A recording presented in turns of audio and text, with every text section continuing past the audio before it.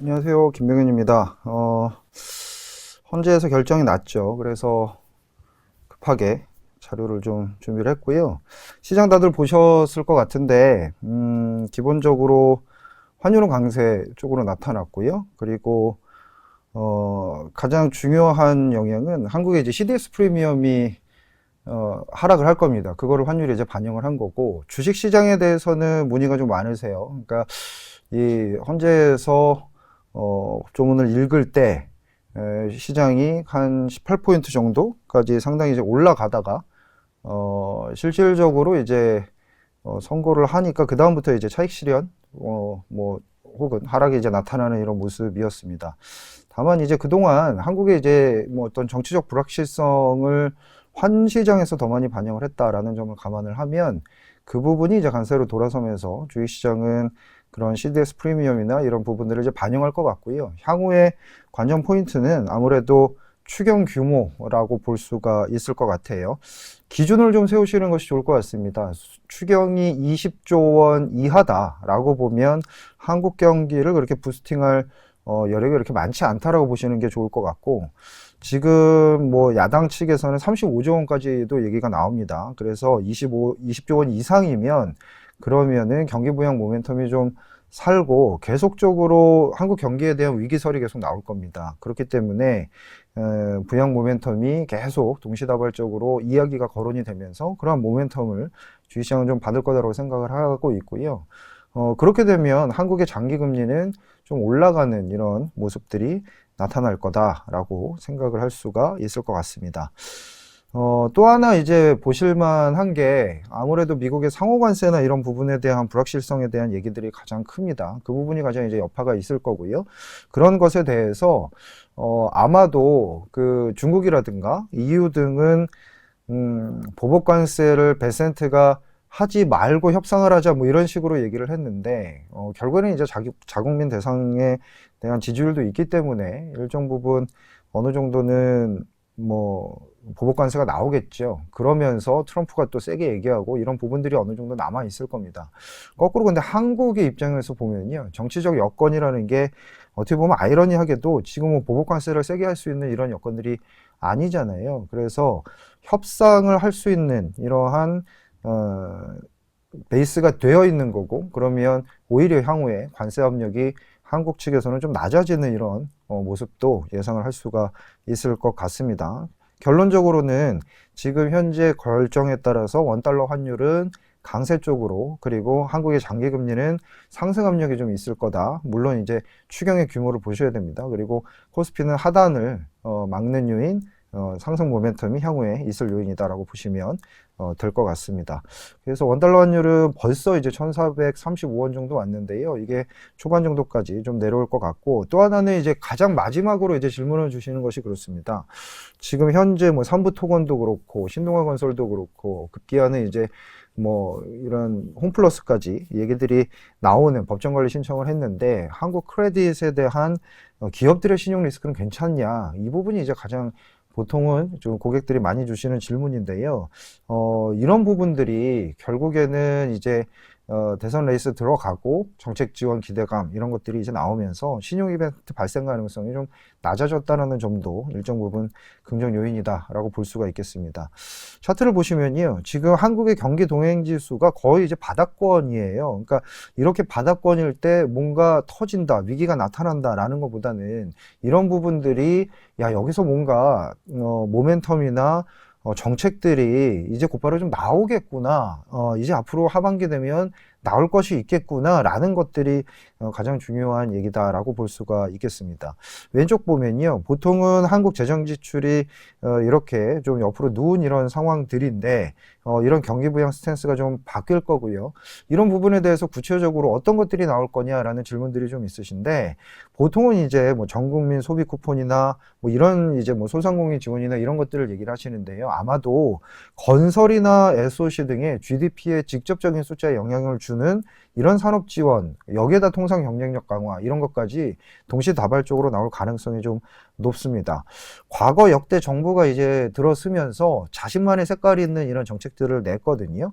그런데 2022년 이후에는 보통은 이제 재정 건전화 측면에서 많이 얘기를 했단 말이죠. 그러면 어떤 정부가 들어서는지는 저는 잘 모르겠지만 아마도 이와는 반대되는 재정 확장적인 이런 정책으로 전환될 가능성이 높겠다라고 생각을 합니다. 시급한 건설부터 그리고 소비까지 확대가 될 가능성이 있고요.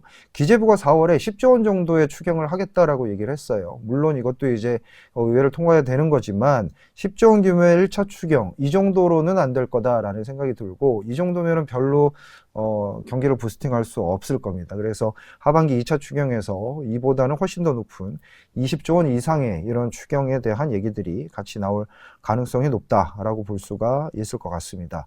과거 대비 추경 규모로 보면 그렇게 큰 이런 모습들은 아닐 수도 있어요. 2009년 혹은 2020년 같이 코로나나 아니면 금융위기 격은 아니지만 적어도 GDP 대비 1.2% 정도의 수준의 추경 규모는 저희는 예상할 수 있지 않겠느냐. 그래서 앞으로 지금 헌재에 대한 인용에 대해서 얘기를 하기보다는 이제는 관전 포인트는 추경이다라고 보시면 될 것 같습니다. 이걸로 인해서 3개월물은 별로 이제 금리 인하에 대한 영향들이 있기 때문에 크게 문제는 없겠지만 장기 금리, 10년물 금리는 좀 상방 압력을 받은 이런 모습이고요. 원달러 환율 같은 경우에는 이 왼쪽 차트 보시는 것처럼 CDS 프리미엄이 1, 2, 3, 4태 이후에 좀 올라갔다가 다시 좀 내려왔다가 다시 올라가는 이런 모습들을 보입니다. 그러니까 거의 1, 2, 3, 4태 때 정도의 그런 상승을 보였기 때문에 원달러 환율 같은 경우에는 오른쪽 차트 보시는 것처럼 실효 환율과 비교를 해보면 한 7%에서 4% 정도 차이가 난다. 그러면 이 부분은 되돌려야 되지 않겠느냐라는 이런 부분들이 나타나면서 원화 레벨은 1,400원대 초반이다라고 보시면 될 것 같습니다.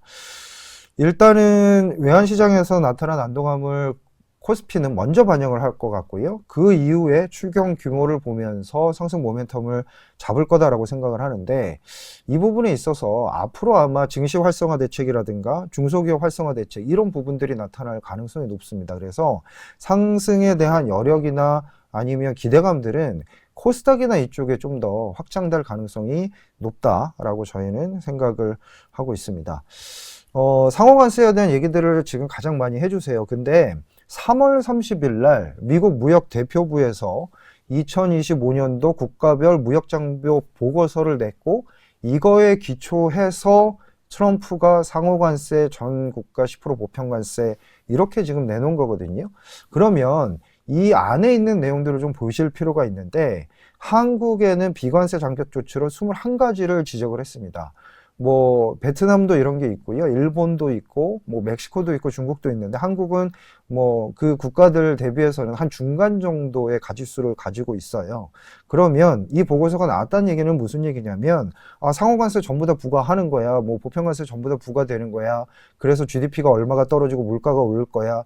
이런 얘기들은 이미 많이 들으셨는데, 그 다음 얘기가 뭐냐면요. 이 추후, 관세 협상에서 어떤 항목들을 가지고 협상을 해 나가면서 이 부분을 요구할 건지가 중요한 겁니다. 이 안의 내용들이 뭐냐면 국방절축교역 그리고 제약의료기기 산업인증정책 이런 걸 좀 완화해 달라는 얘기죠. 그리고 자동차 배기가스와 같은 산업규제, 소고기 수입과 같은 인증제도 한국의 통신업종이 있죠. 외국인 투자 지분 제한되어 있는데 이런 것도 풀어달라. 플랫폼 경쟁 촉진법 풀어달라. 국정을 해서 사용하는 보안 절차 이런 것들, 다른 국가, 특히 미국 거겠죠. 이런 거 사용하게끔 해달라.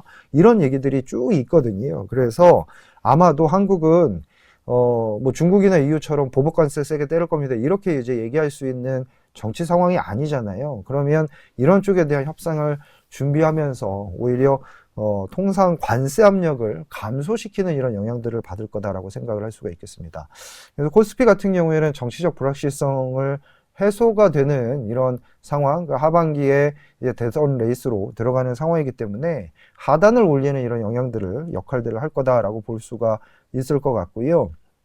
중요한 점은 내일에 이제 그 실업률이 있습니다. 그래서 미국의 실업률이 얼마 정도 나올 것인가 라는 것들에 따라서 주말 동안 또 출렁일 것 같은데 그런 부분들이 지금 4.1 정도가 전월이 4.1이고 지금 현재 컨센이 4.2입니다. 그래서 실업률이 4.2보다 높게 나오면 한 번 더 출렁일 것 같다. 리세션에 대한 걱정들이 많아질 것 같다.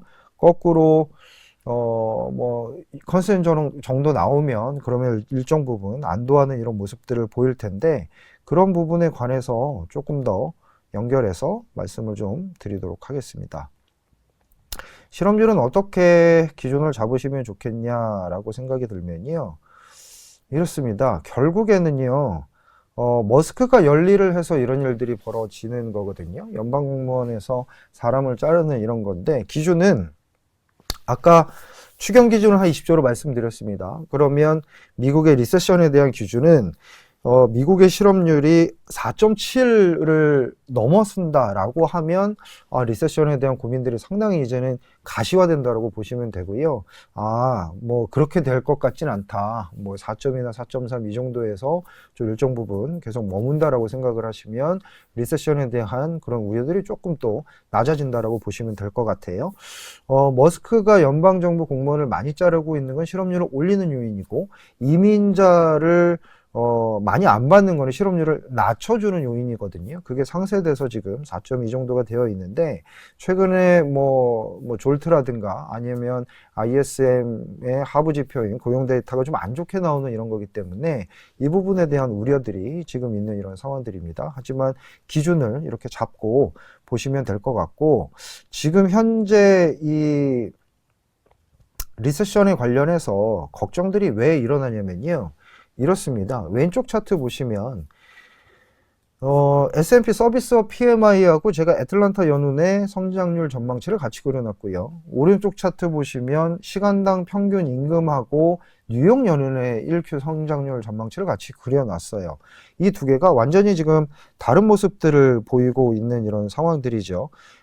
이러한 이유는 최근에 이런 서비스업 PMI나 아니면 순수입이나 이런 지표들을 애틀란타 연준에서 발표하는 GDP 나오는 그때그때 좀 더 포션이 높게 비율이 높게 이렇게 적용을 해서 그렇고요. 뉴욕 연은에서는 이렇게 가계소득이 높은데 이게 뭐 바로 역성장하는 게 말이 되느냐? 이렇게 뉴욕 연은에서도 서로 다른 이런 전망치가 나오고 있기 때문에 이런 것들이 이제 고민이다라고 볼 수가 있겠습니다. 하지만 저희가 생각을 하기에는 이 두 부분의 약간 중간 정도가 될 것 같고요. 그러면 뭐 최근 얘기가 나오는 뭐 0.5에서 1.5 이 정도에서 1Q 성장률 전망치가 결정될 거다라고 생각이 들고, 그렇게 되면 이 얘기는 미국의 잠재 성장률을 이제 하회하는 성장률을 발표할 수도 있다라는 거거든요. 그렇게 됐을 때 보통 페드가 금리를 인하하는 이런 모습들을 많이 보였습니다. 그래서 리세션에 대한 얘기가 나오면 나올수록 페드의 인하에 대한 유동성 공급에 대한 얘기들이 좀 더 가시화되면서 나올 수 있는 이런 여건들이 있기 때문에 이번 주 그리고 다음 주 초반이 가장 이제 이 긴장감이 높은 그런 상황들이 지나가는 이런 상황들이다라고 볼 수가 있겠어요. 하지만 이제 걱정들을 하시는 부분은 뭐냐면, 트럼프가 지금이 가장 관세에 대한 얘기가 고점이고, 그리고 이런 부분들이 좀 수그러들면 굳이 리세션까지 가지 않을 텐데, 여름까지 계속되거나 뭐 가을까지 계속되면 사실은 리세션으로 가는 거고요.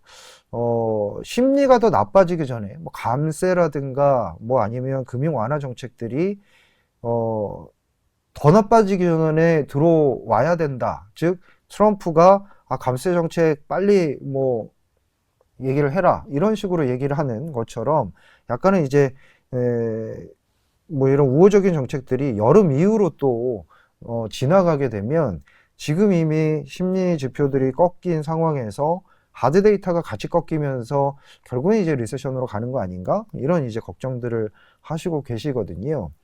첫 번째로 트럼프가 진짜 지금 윽박 지르는 것들이 가장 최고조고 나중에 점점 이게 발을 빼겠느냐, 아니면 아예 트럼프는 마음을 먹고 그냥 경기든 뭐든 필요 없고 다 그냥 이렇게 가겠느냐 라는 이런 점에 대해서는 보통은 이제 뭐 유튜브라든가 가장 크게 이제 말씀 주시는 보면 이런 스티븐 미란이 글로벌 무역 시스템 재편에 대한 사용자 안내에서 나온 것처럼, 이게 트럼프가 이러는 거는 미국의 국제무역에 대한 구조적 개편이고, 기축통화의 숙명이고, 달러 자산에 대한 수요로 공급을 계속해야 되기 때문에 이런 딜레마를 해결하기 위해서 관세 정책을 통해서 이런 것들을 하고, 나중에는 또 그 달러 패권을 위해서 플라자 합의나 이런 걸 통해서 달러에 대한 위상을 계속 가져가게 하는, 트럼프는 이렇게 할 거다. 혹은 트럼프뿐만이 아니라 미국은 트럼프가 아니래도 계속 이런 쪽으로 장기적으로 갈 수밖에 없다라는 얘기들을 많이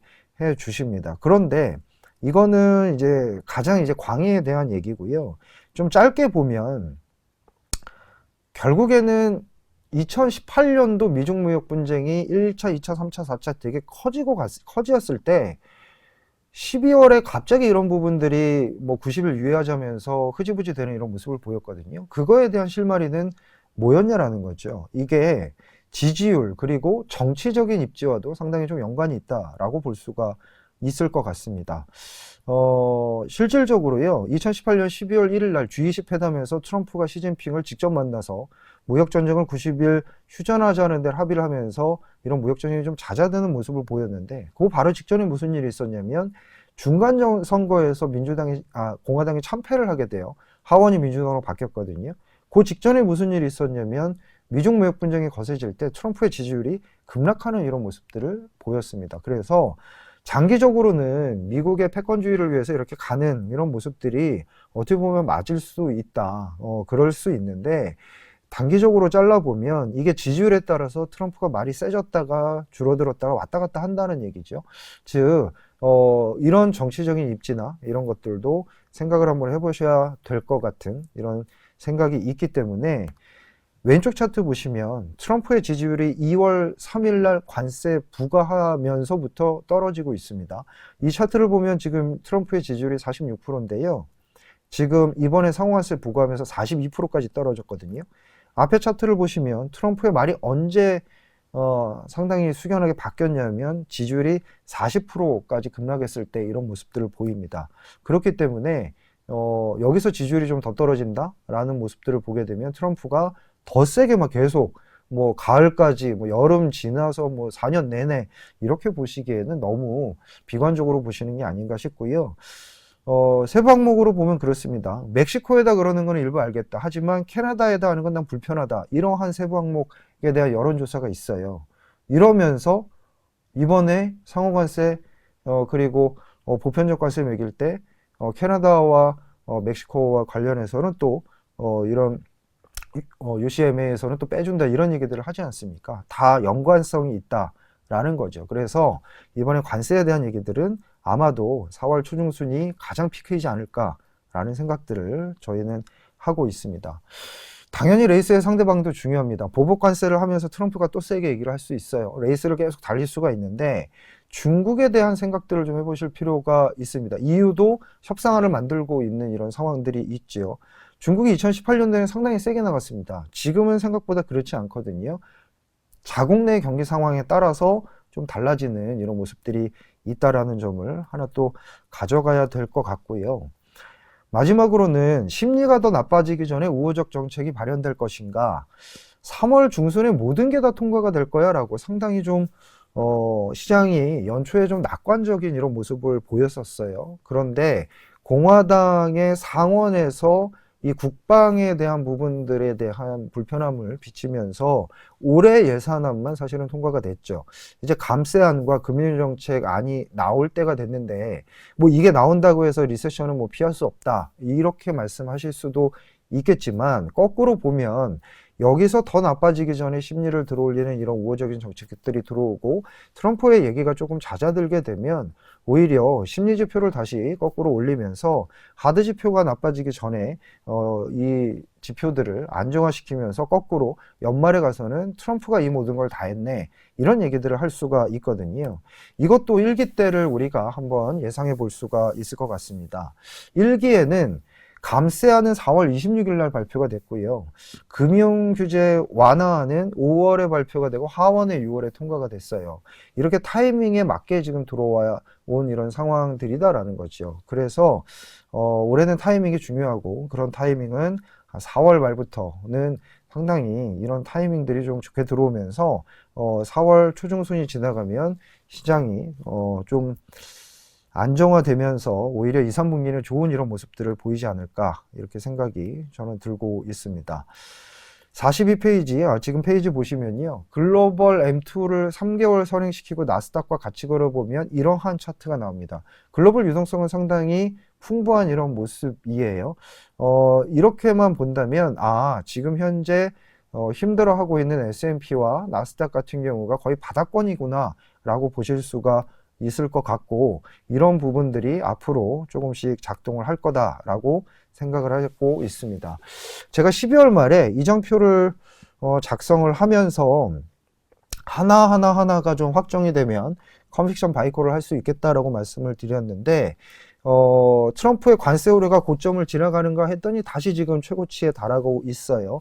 이 부분이 하나 남았고요. 달러 하향, QT 규모 축소, 금융규제 완화, 베센트 의지 확인, 그리고 한국의 기업이익 추정치는 지금 바닥권에 있는 좀 옆으로 기고 있는 상황이고요. D램 2월 고정가가 상승이 됐고 스팟 가격, 낸드 가격 올라가고 있는 이런 상황들입니다. 그러면서 기다리는 게 한국의 정치적 불확실성 감소와 그리고 감세 초안인데요.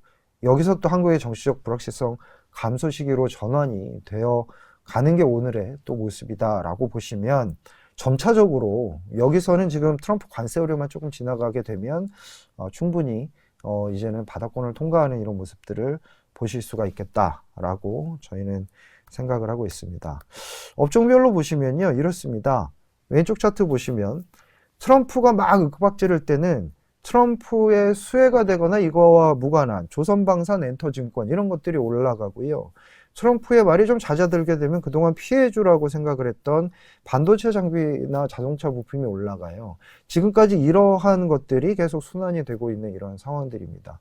거꾸로 얘기를 하면 트럼프가 지금이 고점이고 관세에 대한 부분들이 좀 잦아진다라고 보면 다시 자동차와 반도체 부품이라고 볼 수가 있는데, 오늘 이제 정치적 불확실성이 해소되는 이런 모습들을 좀 보이고 있는 이런 상황들이기 때문에 그렇게 본다면 공매도 금지 해제 이슈하고 정책 지원, 내수 쪽을 좀 부양하지 않을까? 이런 생각을 하신다면 되게 밸류에이션이 낮은 이런 업종 중에서 그동안 주가 수익률이 별로 재미없었던 이런 업종들이 더 연결이 될 수 있겠다. 이렇게 볼 수가 있겠습니다. 그래서 종합을 해보면요. 기준을 좀 삼아 보시는 게 좋다라는 거죠. 첫 번째, 한국 내부에서는 하반기에 정책적인 지원이 들어오겠느냐, 이 정책에 대한 모멘텀이 있겠느냐, 이 기준은 추경이 20조 원 이상으로 발표가 되면서 시급한 건설부터 소비 부양 정책까지 나오겠느냐, 이 부분이 이제 가장 중요하다. 기준으로 하나 삼으시면 될 것 같고, 미국의 리세션은 얼마를 기준으로 삼는 게 좋겠느냐, 후행지표라고 생각하실 수도 있겠지만 실업률 4.7을 터치하고 넘어가면 그러면 이것 좀 힘든데, 그러면은 오히려 미국의 그 금리 인하 속도가 엄청나게 빨라질 수 있겠는데, 이렇게 또 생각해 볼 수 있을 것 같고요. 트럼프의 관세 우려가 고점을 지나가는 건 언제일까라고 보면 아마도 지지율이 여기서 더 떨어지면 트럼프는 조금씩 발을 뺄 거야 라는 생각도 단기적으로 한번 해보실 필요가 있을 것 같고요. 또 하나 마지막으로 업종은 트럼프의 정책 강도 우려에 따라서 순환을 하는데 좀 더 그동안 주가지수가 낮아져 있는 이런 업종들, 특히나 내수주 같은 이런 업종들이 힘을 낼 그런 구간들에 들어왔다라고 보시면 될 것 같습니다. 이 정도로 마무리를 드리고 일정 부분 앞으로 투자하시는데 기준을 좀 삼으시고요. 그러면서 하나씩 대응을 하시면 좀 더 좋으실 것 같습니다. 아무래도 굵직굵직한 이벤트들이 올해 참 많이 있기 때문에 저희 리서치 센터에서 이렇게 적극적으로 영업에 활용하시도록 이제 말씀을 좀 드리고 있으니까, 또 추가로 뭐 말씀해 주실 게 있으면 뭐 계속적으로 컨택해 주시면 감사하겠습니다. 감사합니다.